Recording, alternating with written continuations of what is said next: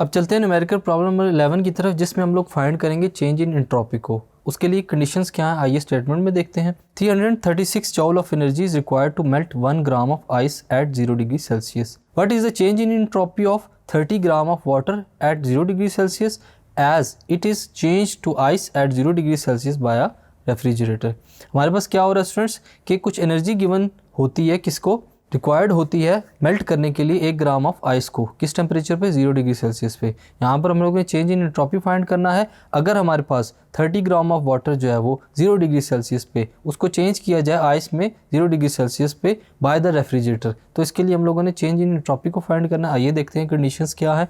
सबसे पहले हमारे पास जो गिवन है फ्यूजन हीट ऑफ आइस, ये इंपॉर्टेंट एस्पेक्ट है जिसकी वजह से फार्मूला कंप्लीट होगा। मास ऑफ वाटर हमारे पास है 30 ग्राम, टेम्परेचर केल्विन में हमारे पास क्या होगा 273 kelvin.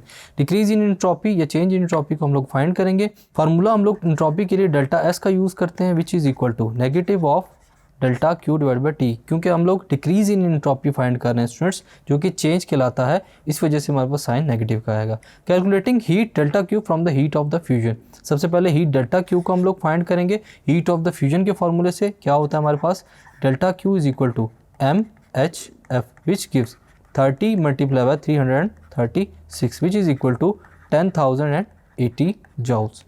Further, now putting the values in the formula of entropy, delta S will be equal to minus 10,080 divided by 273.